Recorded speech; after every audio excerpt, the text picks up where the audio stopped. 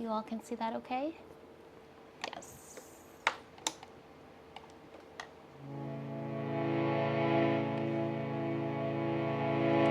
And you can hear the harmonium okay? Good.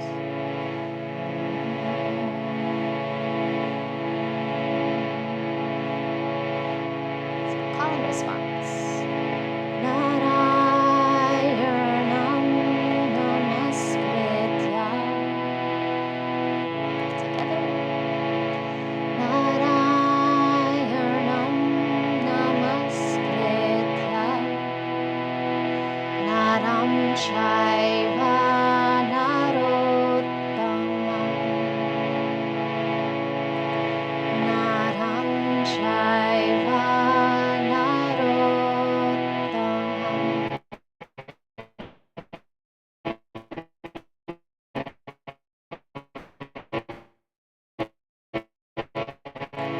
Devat Devim Saraswatim Vyasam Tato Jayam Udiraye Tato Jayam Udiraye.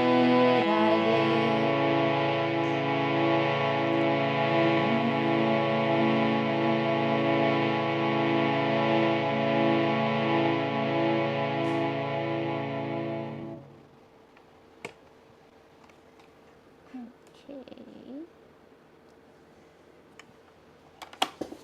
Thank So you. welcome, everybody. Thanks, Anne. So as Alice was saying, we wanted to really make sure we get to this. We've had so many people ask for this, breaking up a sentence. And as I was saying to Alice before everybody joined, that I thought from lesson 9, exercise B, sentence 8 would be good to do, because Professor Bryant started it and then didn't, and then went off on the Karmani Yoga kind of a formation of the verb, and then he went to sentence 9 afterwards, so he didn't quite finish it. And I noticed someone said something in the chat, but he was on such a roll. I think none of us tried to interrupt him at that point. So I thought, and we do have the transliteration of the sentence here, but I thought that we could do that first together. So does anyone, Richard, you're unmuted. I don't know if you want to, whoever wants to give it a shot. So maybe this first section here, can anyone can unmute and let me know what this first part says, and I'll type it out. Anybody? Any volunteers? Do I have to call on people? Diana, do you know what this first part says? This first part? Honestly, I'm just working for my business. I didn't do anything. So I hope I'll be better next week. I hope I didn't. That's okay. I didn't ask anyone to prepare anything. I just glazed over chapter 9. I basically did the exercises somewhat, but I don't think I translated this sentence. Okay, but just do you know what this into transliteration? I'm not even asking for translation. What this is? If we wrote it out in transliteration.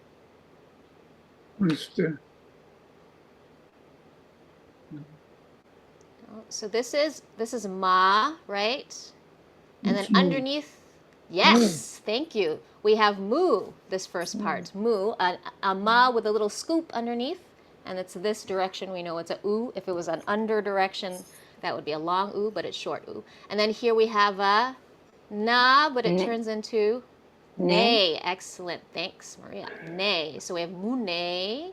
And then we have a conjunct here, right? It's lost its dunda here, this bar. We have a sa connected to a ta. So this is a sa, a ta, but then it turns into te. So we have mune, te, and then this letter is just a straight ja. Excellent. And then here we have a straight Sa. sa, but then we have an extra bar, which makes it Sa. ah. Great. Munes Nest. tejasa, right? So we have that for now. All right, we'll go. So it's stuck together, but we can see it's two words, but we'll get back to that after. So then here we have another sa, and speaking of the scoop, see how this scoop is in another direction than this scoop. So that makes it a long oo. We have su. Su. And then this can sometimes get tricky for people, but the way I like to think of it is I read left to right, top to bottom. So I go su, and then I go to the top, and we have a little hook here.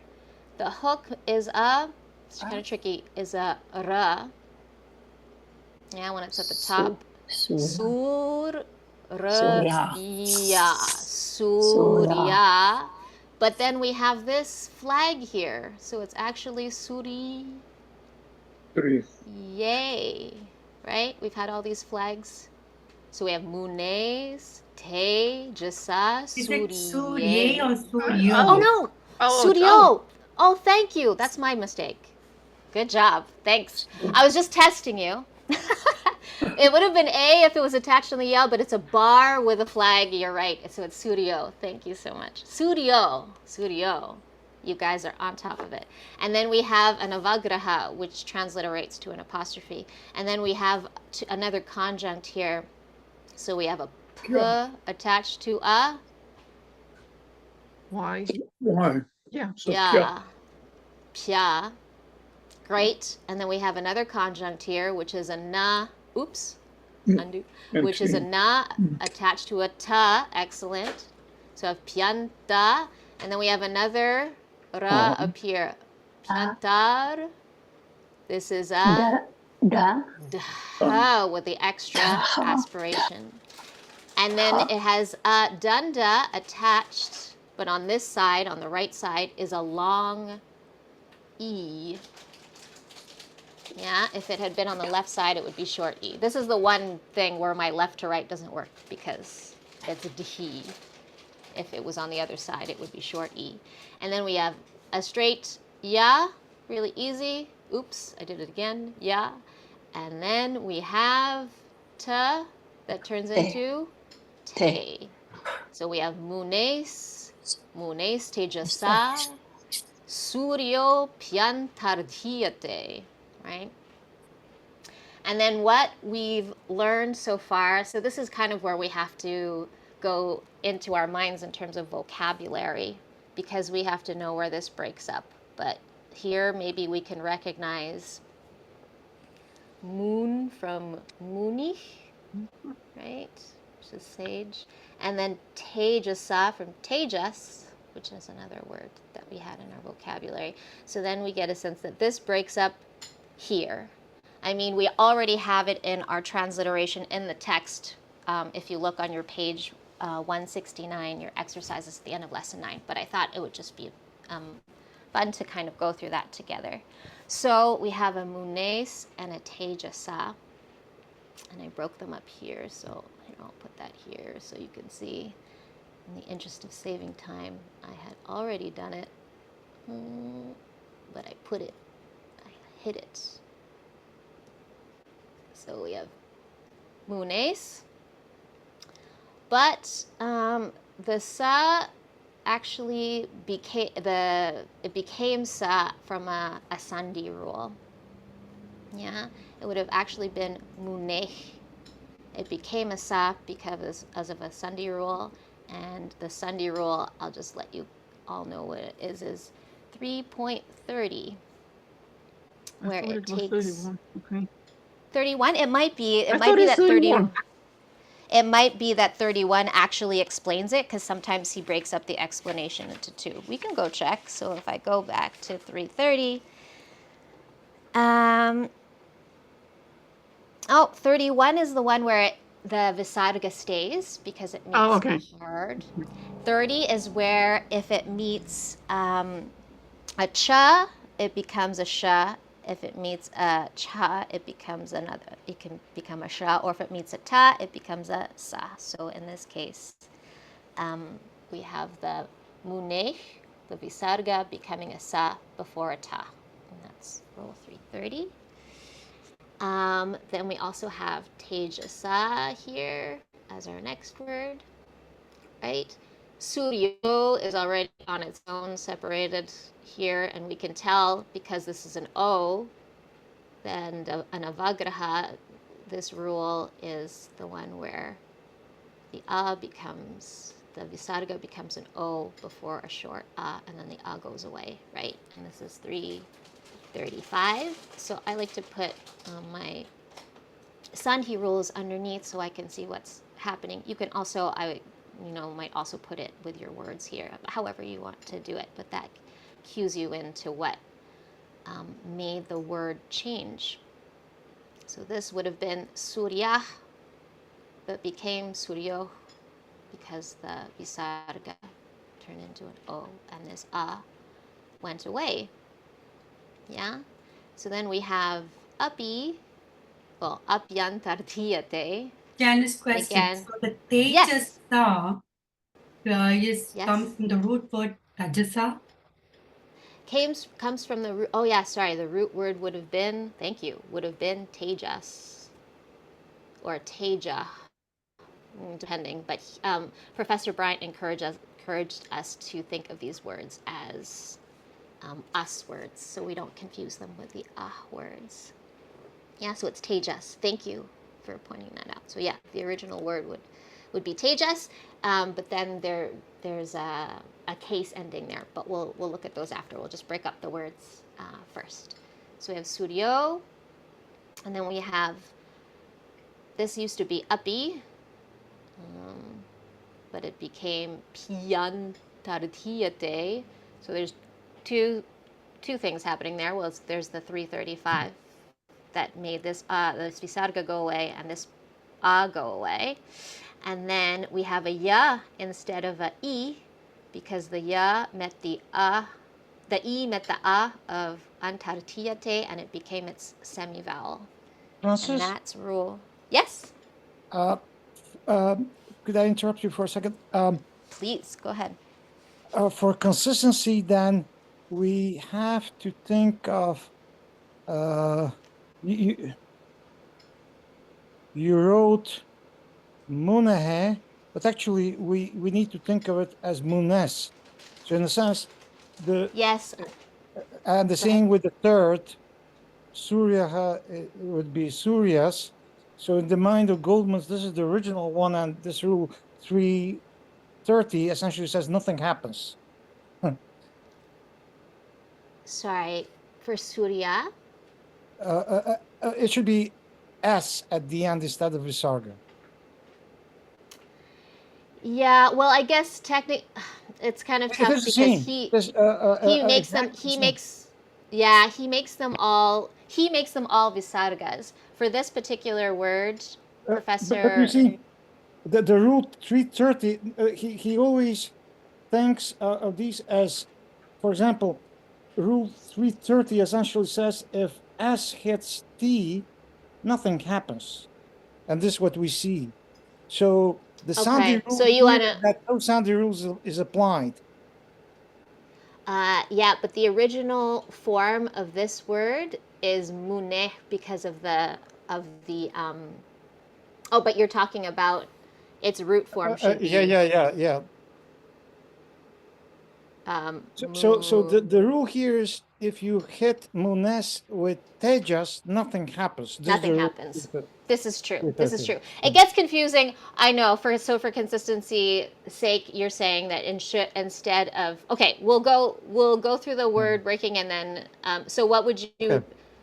Okay, yeah, we'll do the breakup of the words, and then I know what you're saying, because it is confusing between us and aha, because it's talking about original final and absolute final. But for now, we'll just look at how it's written, and then the reference to how we find the word. Yeah, just so to try to. Okay. But I understand what you. But I understand what you mean. In more details later. But the confusion stems from the fact that in the glossary it would be with Visarga, And why is They this? put it in They have an Visarga, additional rule that if it's absolute final, then the sa goes to Visarga. Yes, this is So it's true. always Okay, originally thought as sa at the end. right. It is a confusing thing. So we'll just leave it like this for now because this is how it's going to show up in your glossary. And technically, this does show up. I mean, if you want to say it how it shows up in the glossary, it shows up like this. Well, let's just do that. Let's keep it like that. So then we have P, which is actually uppy, and the E turns into a Y here because it meets the and that's rule, I believe, 3.8. Where it meets a dissimilar vowel, and so it changes it. Oops, I'm still in Devanagari script. So then it becomes its semivowel. So you have uppy there. And then we have antardhiyate, and you look it up. I mean, I looked it up, and it's in the glossary as one. It's obviously, not obviously, but it is an upasarga plus the dhatu, dha.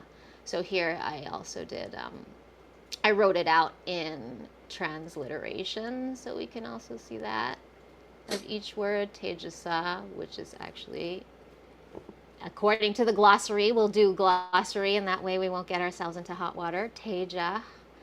And then here we have Suryo, which is actually Surya. And here we have Api. This is all the stuff we just looked at. Yeah. And then we have Antardhiyate.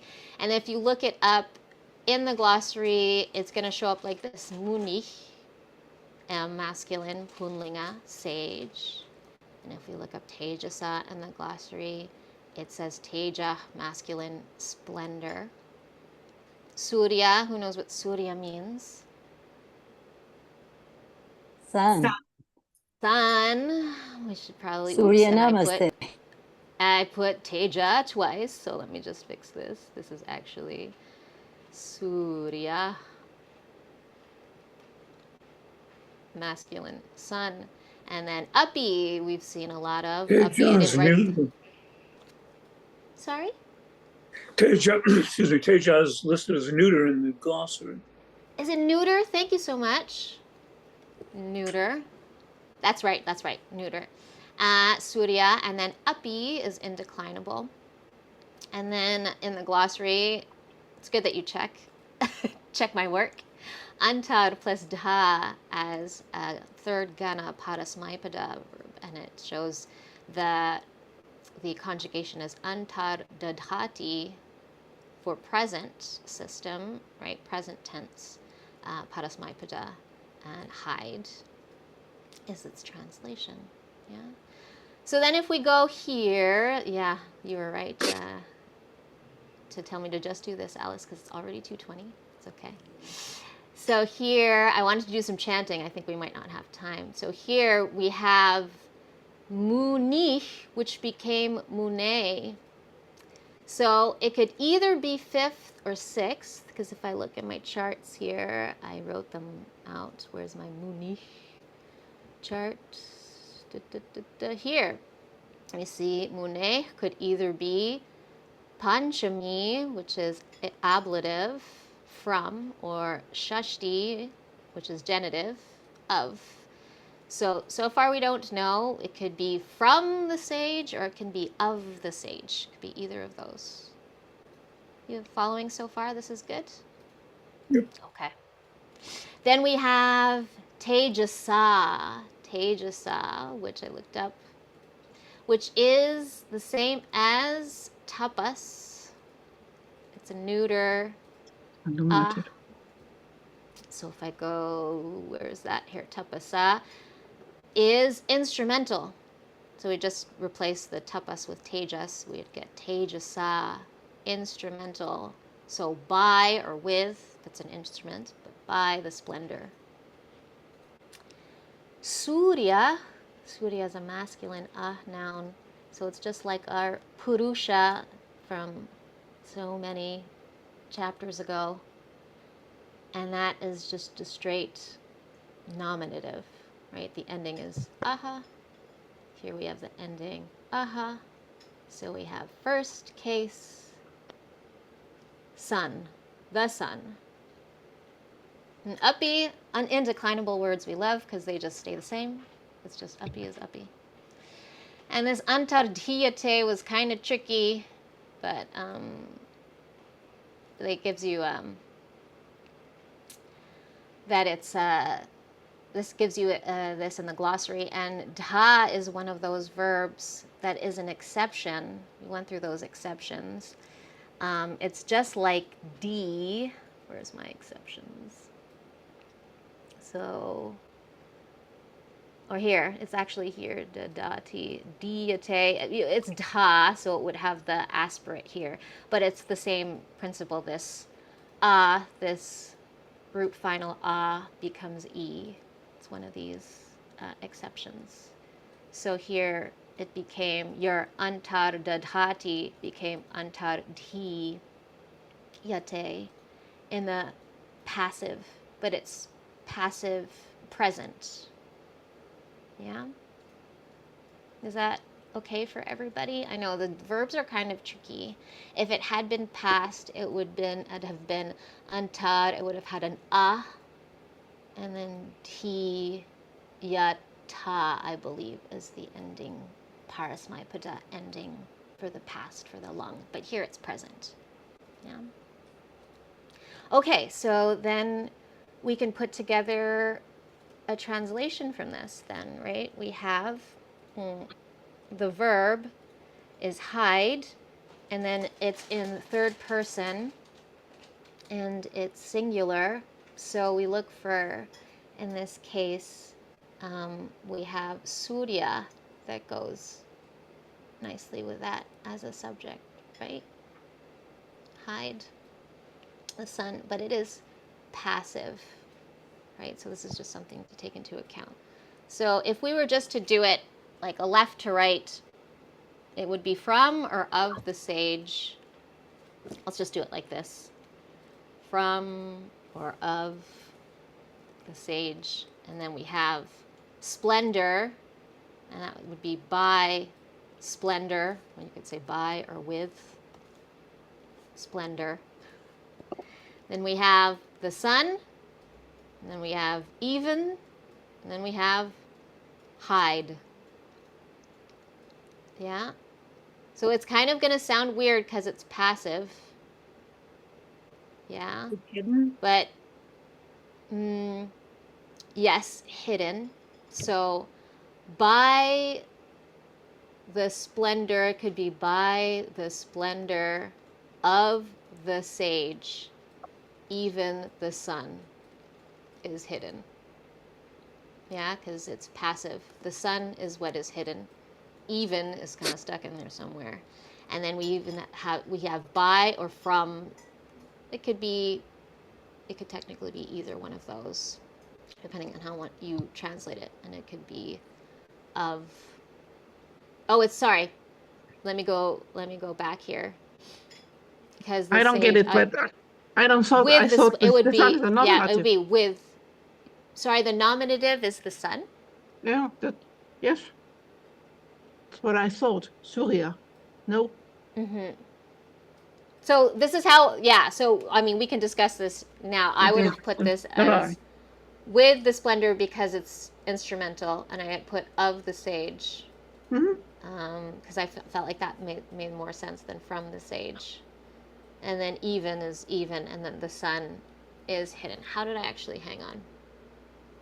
Did any of you translate this as well? Let me go back to how I might have had a slightly different construction. By the splendor of the sage, yeah, even the sun is hidden. That's what I had put. Did anyone have anything else? It could be by or with here.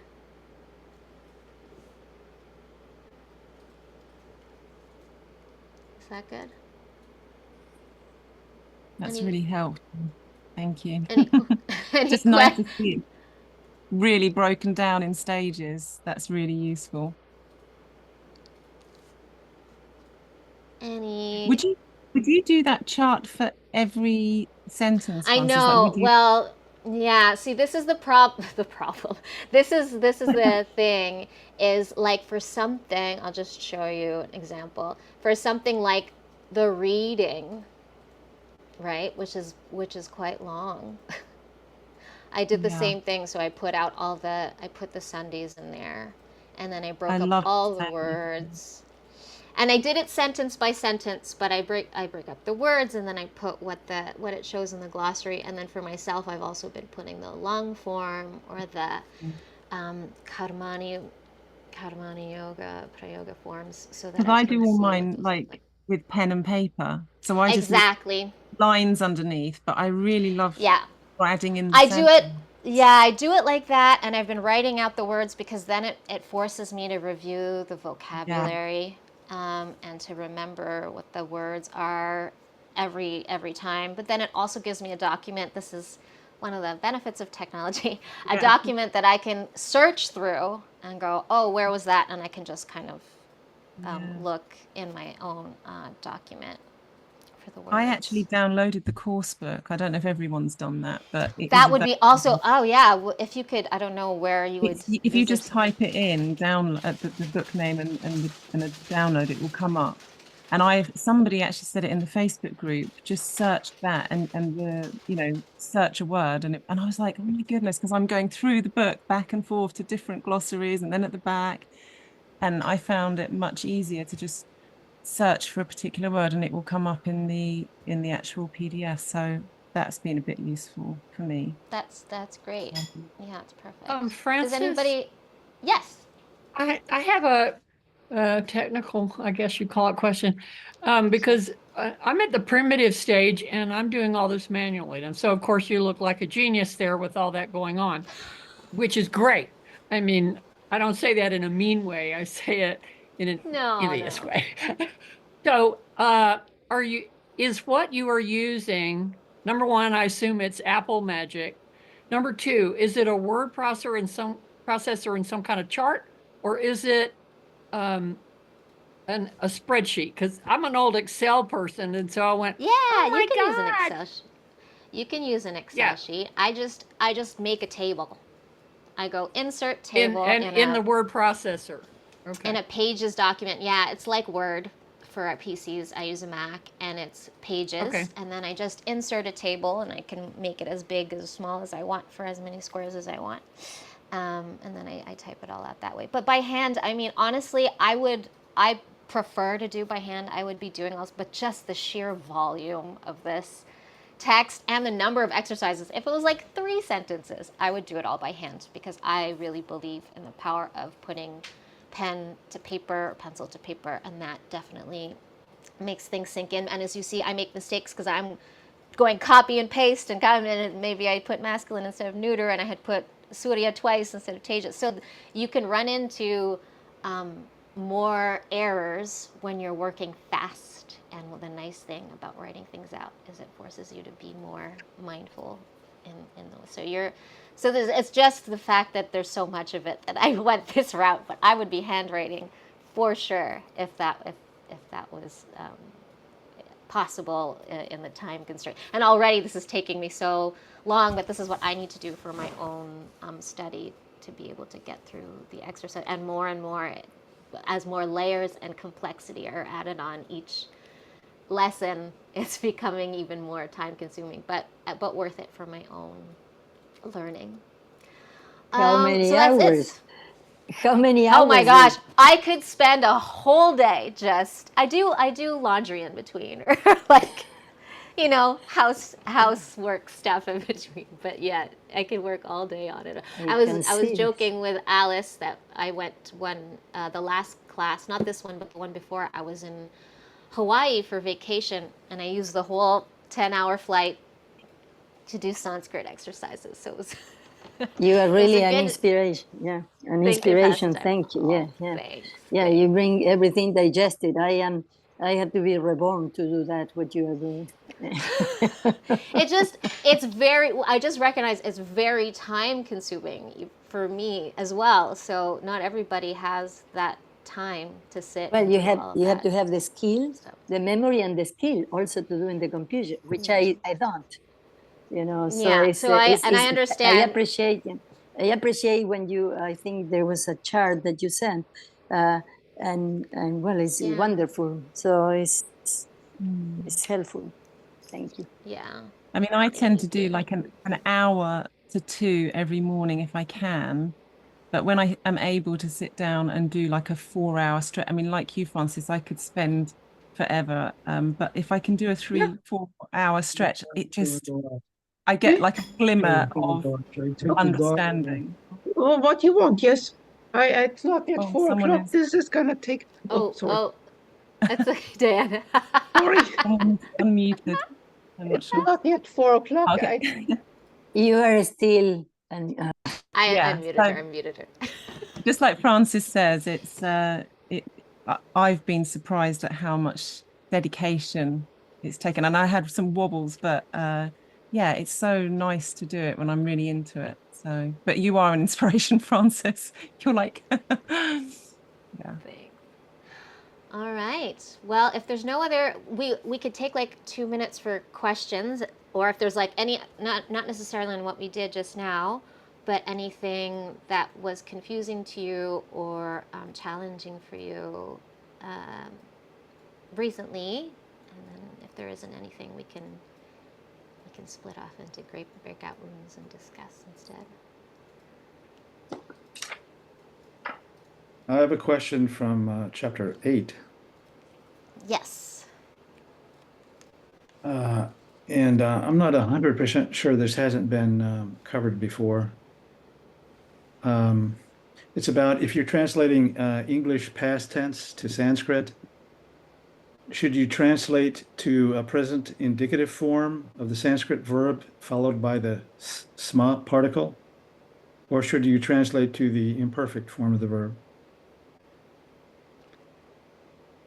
Sorry, As far as I can tell, those two methods are interchangeable, but I'm not sure that's true.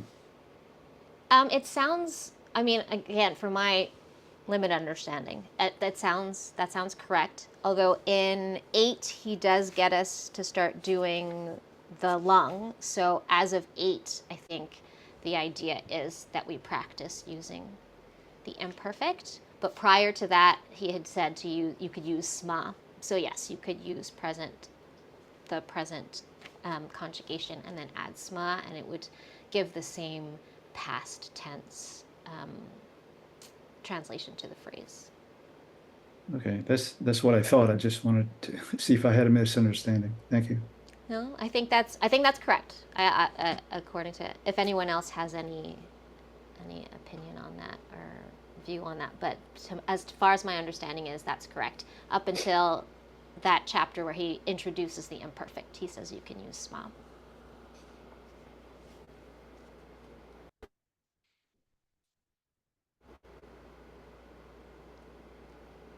Anybody else have anything? Okay, I think that's it for the today's exercise. So I'll let Alice share the. Actually, I'll stop the recording here.